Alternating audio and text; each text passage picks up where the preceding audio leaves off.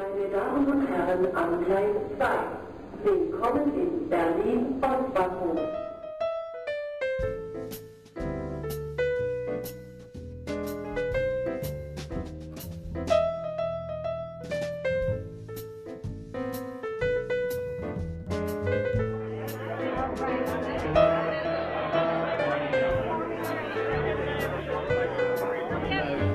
It's got a great tradition of being an international forum, an international school and an international coming together of filmmakers from everywhere in the world, really. So it's the international sharing that we are about and that we care about, and that's why this is great. And it's great to see everybody here, and for those of you that are going to do the courses for the next few days, have fun, and it can only make you better filmmakers. That's all I can say. Thank you very much. What we've been trying to do is to work out how to move sideways from film production and to look at creativity in all of it, and also to look at production from the point of view of markets and distribution. Because if you talk about being an independent producer and all you know is how to go in a caravan and wear waterproof clothes and boots and have 3 mobile phones, and then somebody else does the distribution, somebody else develops the film, it's not really independent production, it's dependent production. So in some ways, what we're doing here is bringing together producers, people who are lucky enough to be on a master's degree in film distribution, who I'm sure will be ahead of us in lots of what we do in the next few days, and we'll try and catch up with them. And people who are at the LFS at the moment on the master's degree in film curating, which still encompasses distribution, which is a broader thing. And to bring together all of those skill sets to try and create some creative work and some relationship. Distribution is very national, and it's always been very national because you know how you buy a film, don't you? You have 3 things. You need a platform, and you need a period of time, and most of all you need a territory. And then you understand your territory, and then you're in your market. 5 teams of 5. Each team has 1 Romanian, 1 Spanish, 1 German, 1 French, 1 English. We're going to do it randomly, so we don't know which group you're going to be in. And each group will get a film. And you'll get a trainer that will be with you for the duration of the week. The idea is that you have to make a trailer, you have to make a poster, and you have to make a distribution strategy, and we'll give you a territory. So, but once the groups are made, then we'll discuss, because the territory has to work with one of the persons in the group knowing their own territory. When I started working in film in Spain, I was so shocked because I came from a different background and I worked in film because I loved film my whole life, and I went to these dinners with producers and directors, and I imagined that we'd be talking about art, and all we talked about was money. It's a very difficult situation when you have a lot of money, a lot of support, and I'm part of the Distribution Subsidy Commission in the CNC, so I see many of these films, and I see many people trying to reach an audience and to show many good films actually, and apparently they can't. So there is something missing, something to invent, some rules to break. And I think that now it's very important to try, and I'm trying very hard to develop my films with people who are able to think about the distribution process from the very, very early stage. And I think it's a great opportunity that we have here to bring people from different countries, but also different fields in the work, writers, so creative people, producers, distributors or sales, to try and work together on the distribution aspects. I do hope that the wining and dining, big festival circus, and all this glamour and glossy thing will soon die. It's a media perception, it becomes a media story. It's not really an audience story. I think there's 2 different things. It's how the industry perceives it and sells it. But for audiences, it shouldn't matter. For audiences, it's about film strategy. How do you reach that audience? And you all have to be careful in reaching audience. Somehow we keep figuring out how to make movies, and that's, and the reason we keep figuring it out is because we are incredibly adaptable. If it's about the net, we go to the net. If it's about television, we go to television. We are platform agnostic, and we're budget agnostic. I mean, we go where where it feels like the best way to get our stories out. What was very interesting from me, let's say director producer at the beginning, was to understand better the relation between my product and between my films and what also the market needs, because I thought this is important. Sometimes I had very good friends working in Romanian cinema. They do great scripts. They have films which are awarded all over the world, but sometimes those films do not find a market at home. And I think this is the most painful situation, because you know you have a good film, but that film is not really hitting the audience, or the audience do not react at all. We identified 3 primary audience groups. Basically, all our audience is more or rather sophisticated part of society. One are the independent cinema goers who just are basically used to go to cinema and are used not to see only blockbusters, and who might be interested in something different. We have the students and academics for sure, since the film has a philosophical as well as a social background, so they might be interested, and the intellectual curious. If you compare the two markets, I think the UK distributors have much smaller overheads and have to work more and make less money. So in France, there are 4 major exhibitors, and what's interesting is that, for instance, UGC can go from the biggest mainstream to the smallest art house. I don't think this exists in the UK, or actually in most territories it doesn't exist, but this spectrum. This is one of the most important things that producers need to have in mind when they are in their creative process. I mean, I'm thinking about filmmakers and scriptwriters too, that you know who's the final audience of your film. And of course, it's very common when we read strategies, for instance, at the media program, that producers think that their film is for everybody in the whole world, like from 8 to 80 and to every country. But still, as we talked about at the beginning, like making it narrow could also be a very, very good strategy, especially for niche films and for small films. So that's one of the main objectives in this part, is to really find an audience that is like, that you can control, that you can reach, that you know, and also not only describing it from the age point of view, because sometimes when you find a target, it's only from 35 to 45, and that's like not much information about a target. In advertising, you need to know as much as you can from an audience. There is something still incredibly glamorous about films, and I think that media coverage, probably in all of your countries, for film, when you compare it to TV, theatre or music, is still pretty substantial, which is a great advantage for us. I hope you would agree with that. Thank God the job that we do is not all about the volume of coverage. You know, I may get stacks of coverage from, it does not mean to say that it's guaranteed success at the box office at all. In fact, quite the opposite. I think that sometimes overhyping of a film, particularly a more art house film, can be extremely counterproductive. It seems to me you want to get to the level where your target audience is aware of the film, but nevertheless that they can feel that they're discovering a film for themselves. And if they're discovering a film for themselves, they go and see it, and they like it, they're much more likely to then advocate for that film on your behalf with their friends and everywhere else. To work good on the film, you have to make a decision about your release date 2 or 3 months before. So you see the competition, you see the way it changed, and after this you make an analysis of each week, and you try to find what's the best week for you. First we need to know how the market is. So we need to know the market first. So first the production, second the market, where we are going, which is Romania. Okay? And then our strategy. Okay, so it's 3 big points, no? Yeah, the production, the market, and our strategy to put these 2 things together. So the structure compares to the one we made up ourselves yesterday?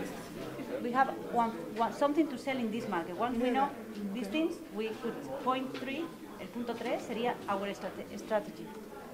Is it based on an original screenplay, or is it based on some art? So it's not like a true story or anything? No. Are these places real? I think it's a monument. I think the story is real. Yeah? I think the story is real. That, I think, is possible, if it's true, that is possible to start, and maybe not to start off with, but after you describe this. Well, we have to say, if we take it for granted that it's not going to be approved, I guess. Then the question you have in Germany is because there's a question of whether you are actually going to dub the film or not. So if you don't dub the film, you have very limited exposure. Horror foreign language, horror English language. It's the kind of film that you would go out with your friends to go and see. It's not the kind of art film you would go with your friends. What percentage of screens are digital? Well, 17 copies in digital. Well, that would be 2,000, and then 2,050. Instead of 3,000. But as I said, the other thing is, imagine there's like one room in this art house movie theater in digital. We're not going to be the only one in digital. You know, like if another art movie does the same, and we have DCP and they have DCP, we might not get that room. But for example, in the UK, it's probably 90% digital. It's not 100. I mean, Odeon. But how much do you get per ticket in the UK? Yeah. This is very important. Yeah, How much of course. we pay 6-7 euros. We want to come out with 25 copies. We actually looked at the last movie of Benoit Jacot in Spain.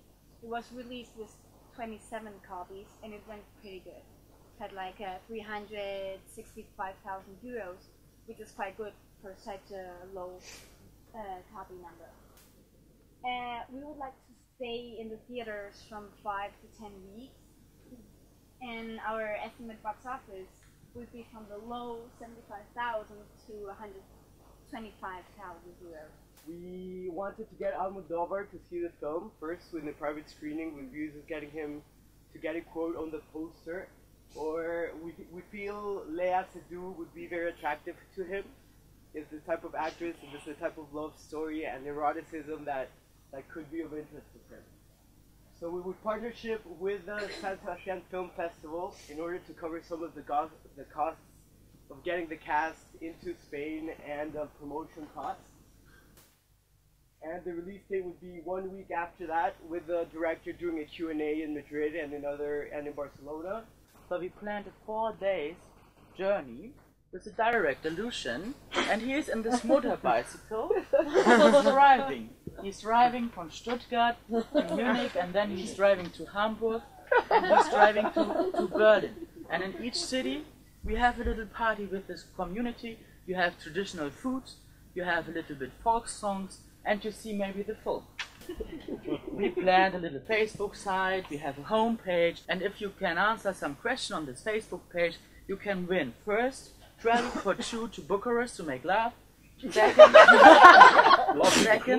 there are always motorcycle journeys to Romania, and you win a motorcycle tour to Romania to exciting Transylvania. Our whole career in this film business is all about finding ways to overcome the answer no. No, I'm going to not see the film you're distributing. I'm going to go to the Cinema 2, which had this other film on, and that's the one I'm going to see today.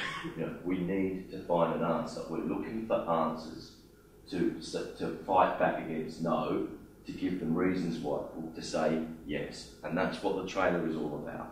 Giving people reasons to say yes.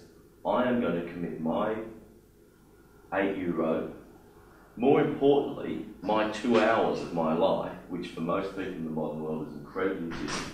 Let's face it, you know, €8 is not the end of the world. 2 hours for a lot of us is a big deal. There's so many other things we could do with our time now. We could be watching sport, we could be on the internet, we could be watching a DVD, we could be out with friends. There's a million things to entertain you, and movies is just one of them. So our trailer has to be the most exciting thing. So I want to spend 2 hours devoted to the vision of this film, and I know that it's going to give me something back. I'm going to walk out of that cinema with something that's positive for me, that's made this experience worthwhile, this investment of my time and my money. What are the important elements of that trailer? Music. Music. Yeah. What about the music? 1 track, 2 tracks, many tracks, 3 tracks. Opening setup, middle propel, end emotion. Now the cross there.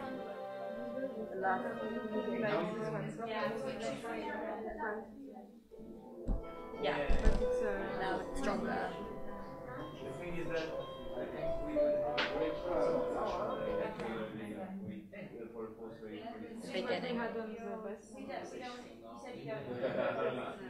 So the middle one.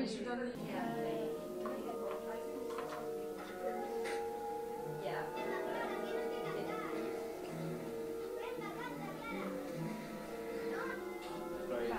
It's getting too long. So I think see if it works, which one of them let's try. No, let's try. This is a technique, let's try. But in analysing our film and working out what our film is, we can start to work out which sort of structure, which kind of form, which kind of way we might present it that will best get people with that hook and bring them into the cinema. Yeah.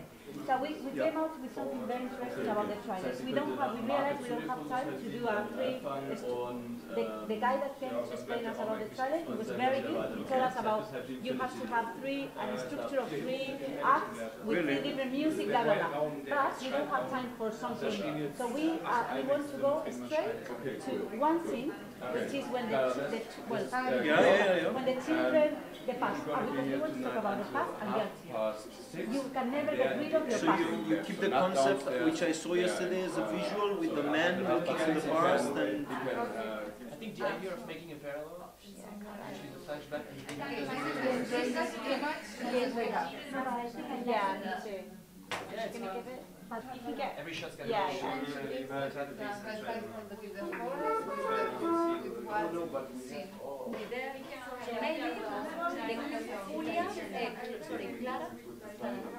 we don't know because we never saw him.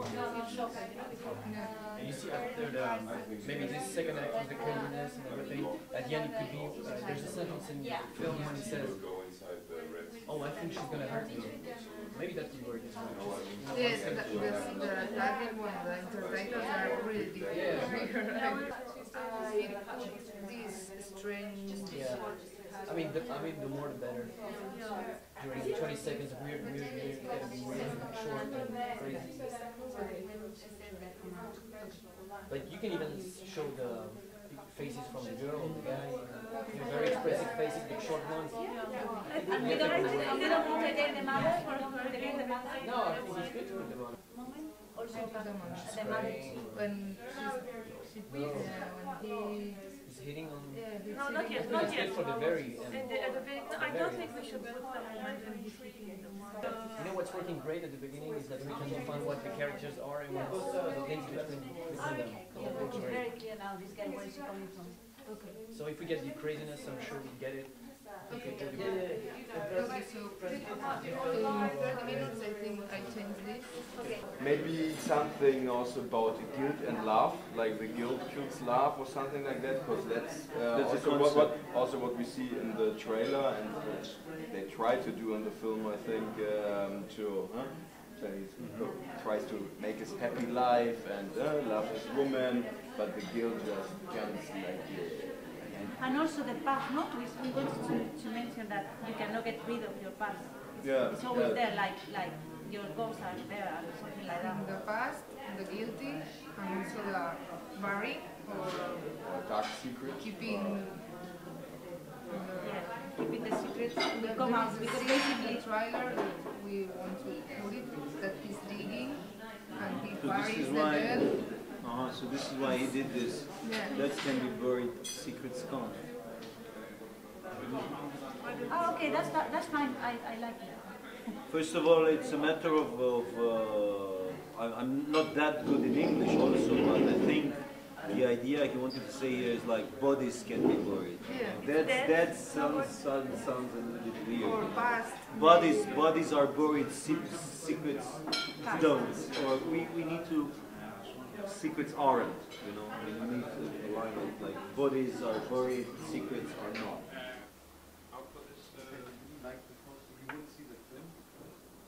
This poster. No, that's the stuff. What we're doing is, keep that out of the way, that's me. This is, I'll just put them there. Mm-hmm. Okay. We can do it upstairs. What? And or somewhere where it's a bit more space. No, please don't use. No. That's not a real quote. You know, it's a quote that we could hope for. You know, if we've got 40 seconds, you know, I happen to be walking out here and I bump into an exhibitor and I want him to play this film, inevitably a he, and I have to say to him, you know, so I've got this great film, what is it? Well, it's Peter Pan and seen through Hanneke's eyes. And that's the positioning statement, and immediately somebody will understand what that is.